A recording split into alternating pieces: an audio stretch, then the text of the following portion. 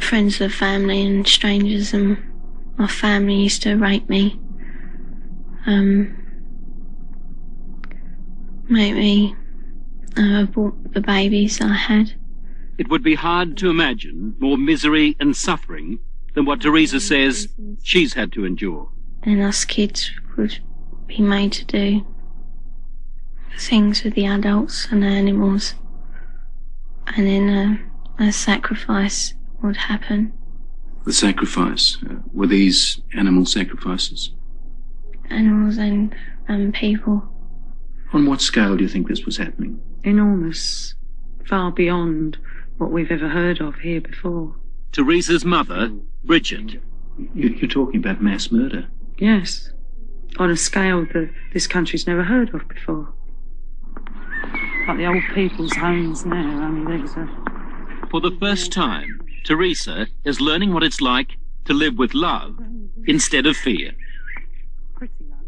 In this quiet English village, with the help of her mother, she's slowly repairing her broken life. Teresa is now 15, but at the age of 2, she was left in the care of this woman, the grandma she called Nan, and that, she says, is when her torment started. Who was the leader? Who was the boss of the gang, of the cult? At home it was my Nan. Your Nan made you have sex with animals? Yeah. Like goats and donkeys. The story of Teresa is a story almost too horrible to recount. A case of child abuse that goes well beyond the kind of things we normally associate with the abuse of children. In 27 years of reporting, it has to be one of the most painful stories I have ever had to tell. How many men or how many people would have sex with you? What, at one time? Yes. About everyone who was there, which must have been about 20. You know, from 10 to 20 people.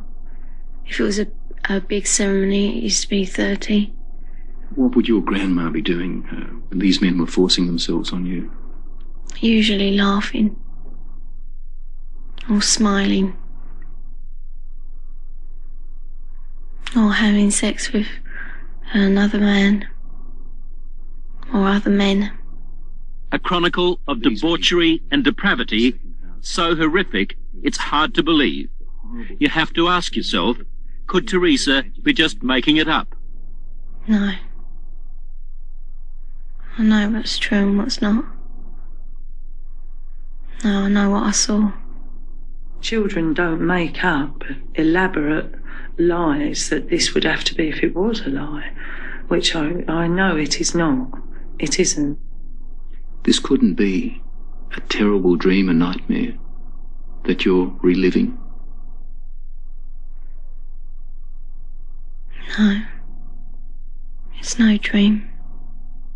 It's a nightmare, but it's not one you can wake up from. It's there all the time. This really happened? You're quite sure of that? Yeah. The police don't think Teresa made up a story. Some of the cult members are to stand trial. 5 men have been charged with rape. As for Nan, the grandmother, she's 61 and lives in this council flat in South London. She's charged on 7 counts of aiding and abetting rape and 2 counts of performing abortions on Teresa. If you're finding this hard to believe, so did I at first. But then there are the medical reports, evidence of sustained sexual abuse. And there's this, a statement prepared for 60 Minutes by Teresa's psychiatrist.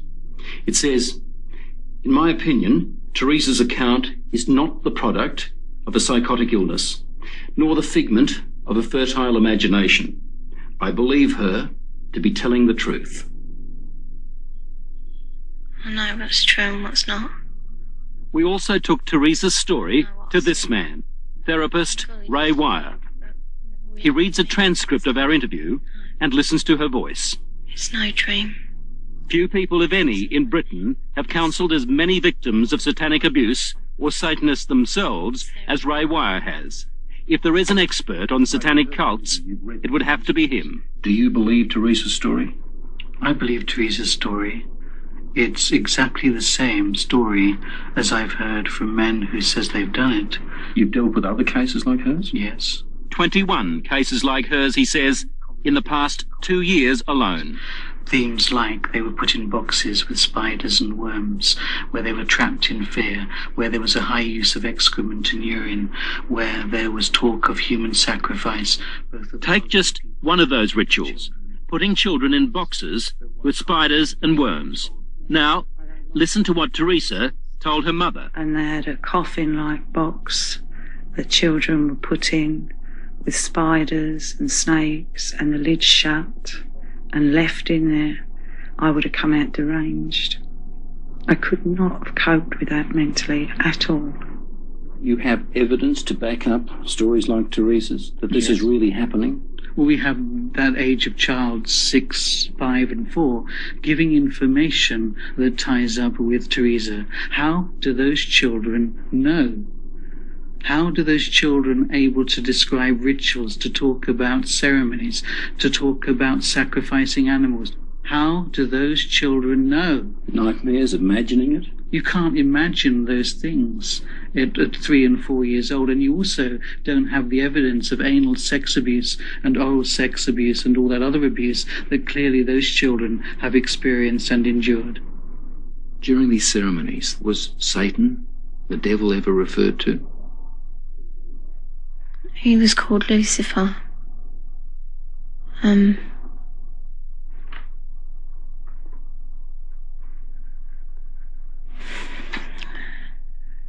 What did they say about the devil, about Lucifer? That killing the people made him happy. Sacrifices to please the devil. According to Teresa, the worst rituals took place at a house somewhere in the country. It was big, expensive. From the front it looked like a castle. It had a long drive and big double wooden doors. Do you think they were rich people then? Very rich.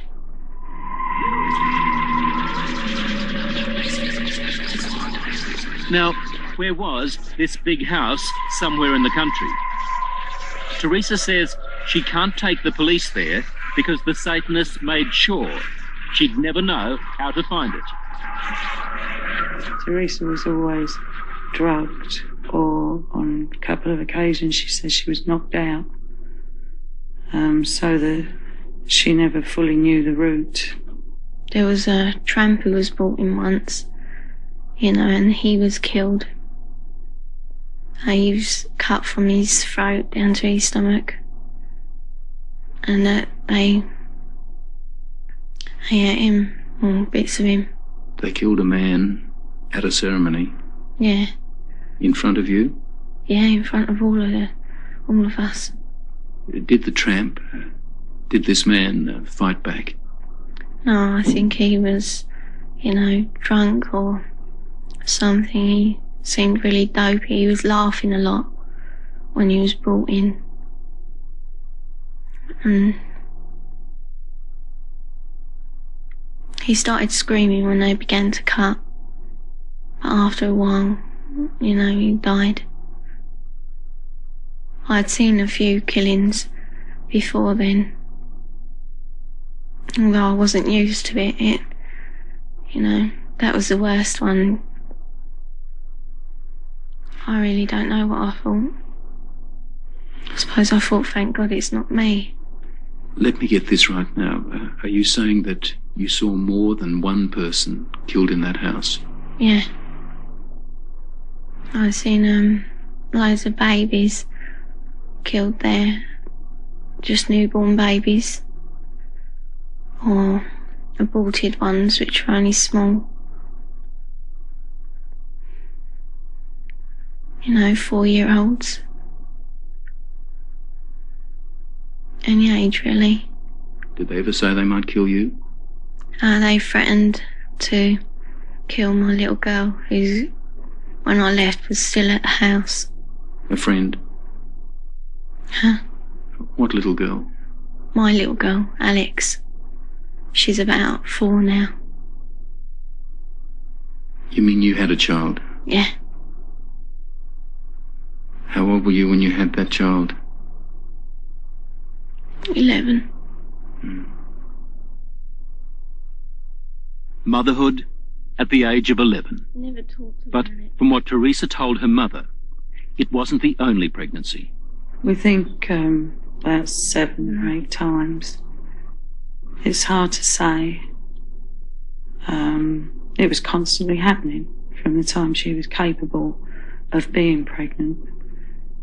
What happened to the pregnancies, to the babies? They were aborted by my nan or by one of the doctors at the house. There were doctors there at that house? Yeah, there was 2, I think. Yeah, and a nurse. What would happen to the fetuses, the unborn babies? They used to be taken away most of the time, and one time baby was taken out of me and then killed in front of me because it was still alive. And then, what would happen? Well, after they killed it, they would eat it. But we were also made to eat it. You were made to eat your own fetus. Yeah. Who made you do this? My nan. You'd think the one person in the world you could leave a little girl with would be Grandma. Someone to give her love and protect her from harm. Yet, when Teresa was left to live with her grandmother, they might as well have handed her to the devil himself. Grandmothers, I mean, the vision it conjures up for you, a sweet old lady with grey hair, rosy cheeks, holding her arms out to love her grandchildren. And it was exactly the reverse. But why was Teresa living with Nan in the first place and not with her mother? Well, when my first marriage broke up, I took the children with me and couldn't cope. So I gave them to their father, who in turn moved to his mother's. To Nan's place? Yeah. And when he left the Nan's place, he left the children there. How do you feel now towards her grandma and the other people who did all those things to your daughter? They disgust me. They are the worst form of life this earth has had the misfortune to create. Vile. Did you ever try to run away? You must have been frightened. A couple of times I did, but my uncle, he caught me and brought me back. Going to the police? Did that occur to you? No. I thought it was normal, you know, even though I didn't like it. You know, I mean, you don't like to eat greens, but you know, somehow I thought it was just her being called to be kind or something like that. She said to me it was something that everybody did. She thought, you know, like you don't like going to school or the dentist, you don't like going to the black masses. It was never any different. I didn't have nothing to compare it to. All part of life, Teresa thought. Even a miscarriage one day at school. Yeah, I asked the teacher if I could go to the toilet, and she allowed me out. I went to the toilet and the baby was in my knickers. I thought it was dead, but it wasn't. It was still moving. And yet no one at school knew? No. Saw anything? No. Or if they did, they didn't say. No, she was treated for a high temperature, fever. Nothing more. What did she do with the baby? She kept her for a while because she was frightened that they'd use the child as part of the rituals. So she turned a pencil case into little coffin. Apparently, she put roses in to make her smell sweet. Put a letter with her. Pictures of herself and her brother. A picture of me. And then I put it down the chute because I didn't want my nan to get it. As we said earlier, the police have already charged some members of the cult, and we know they're also investigating Teresa's accounts of those ritual killings. If there were as many she told us, then the Satanists had a problem. How did they get rid of the bodies? They had a tub, pretty big, I don't know. A very big tub, and they used to put the bodies and bones in there. And it used to go like, fizzy and that. And then there was nothing left. Or there didn't seem to be, but when they cleared it out, there used to be a sludge at the bottom. Teresa's story, her account, doesn't really surprise you. It doesn't surprise me in the light of satanic abuse, no. Do you get frustrated with people who just won't accept that these things do happen? Yes, because I've worked with murderers in prisons for years. Not that long ago, a boy was found in a forest in southern England without a head. We have no doubts that men can do that. And yet when we start talking about men within Satanism who actually believe in evil and it's the right to express evil, we suddenly have a doubt. As I was leaving Teresa's place, she handed me this note. It's addressed to the film crew. She says, "Thanks for bothering to help kids like me. I hope it helps." On the other side, there's a poem Teresa made up while she was staying at Nan's place. She calls it Nothing Left. Nothing left. I would scream, but there is no voice left. I would cry, but there are no tears left. I'd fight, but there is no strength left. That was just part of our investigation of Satanism in Britain. We're also gathering evidence about the activities of such cults here in Australia. He was called Lucifer. What did they say about the devil? That killing the people made him happy. Do you dismiss that as a child's fantasy, or do you take it seriously? Well, as a policeman and as a father, I obviously take it very seriously. Very seriously indeed. Crime Intelligence Officer, Sergeant Alan Barwick. Do you believe Teresa? Yes, I do. What would happen to the fetuses, the unborn babies? They used to be taken away most of the time, and one time the baby was taken out of me and then killed in front of me because it was still alive. And then? They would eat it. Teresa told me that she was forced to eat her own fetus. Does that surprise you? No. Why not? There's information at hand that we believe that has happened before in this country. What Teresa had to endure is bad enough, but it's far from being an isolated case. We found strong evidence that scores of children in Britain are victims of these satanic rituals. But what is the attraction of these cults, and how are people lured into them?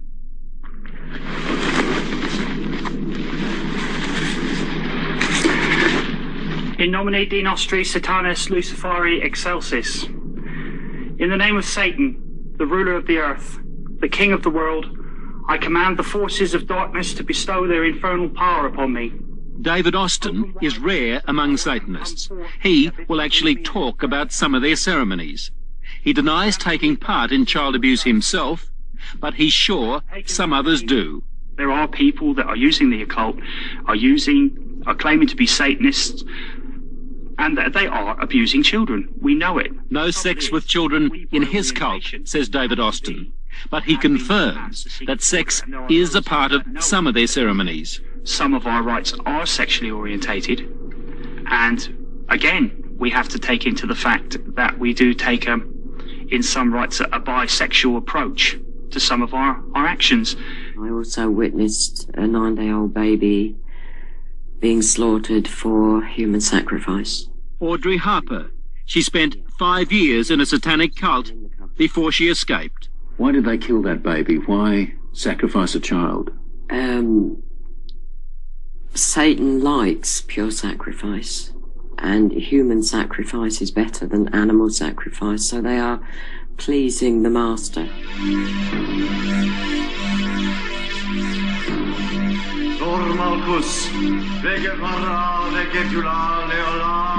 This is a sound that echoes down many a street in England today. It's not Satanism, but for some, it has been a stepping stone to devil worship.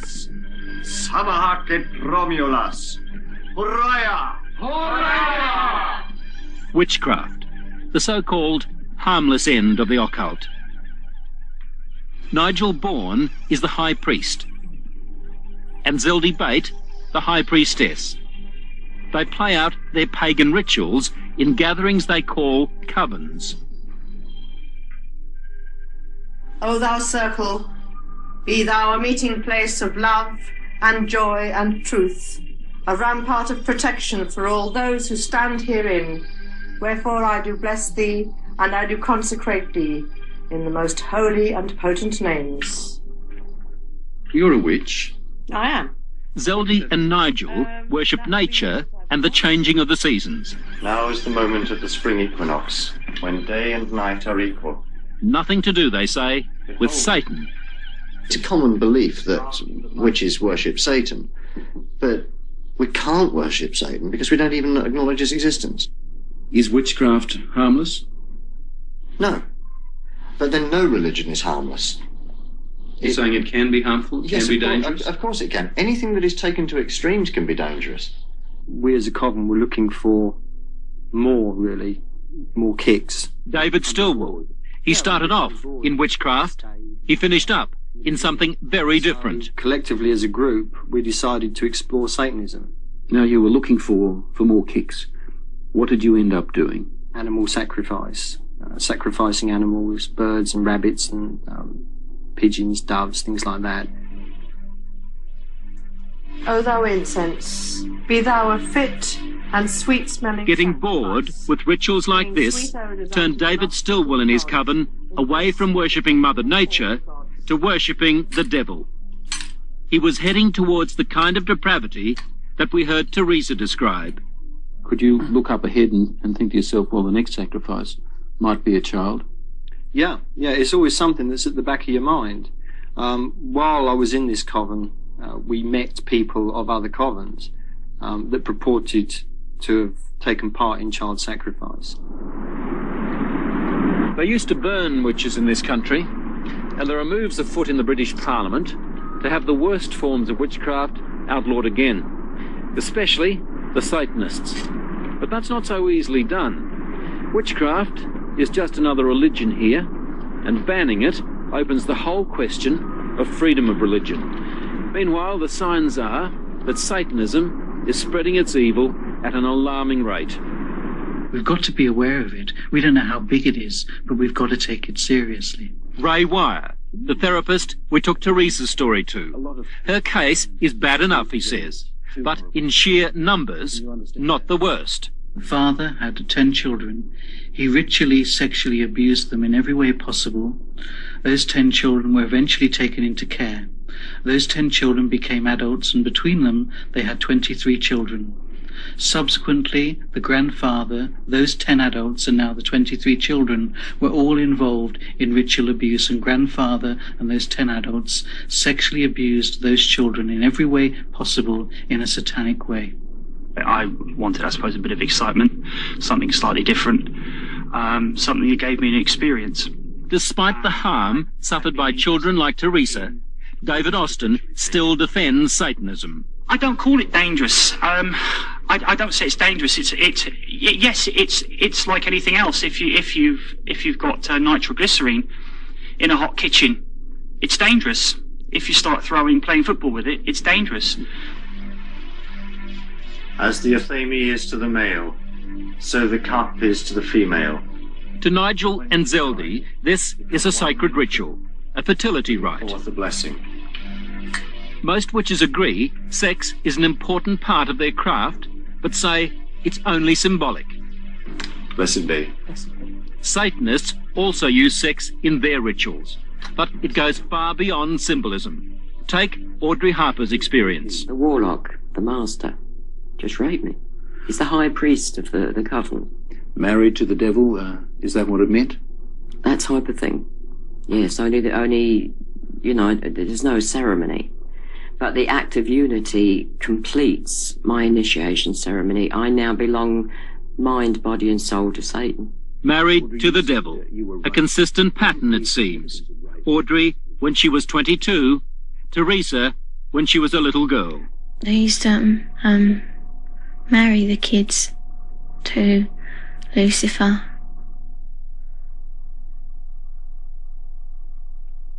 So that we were part of him, you know, we were his.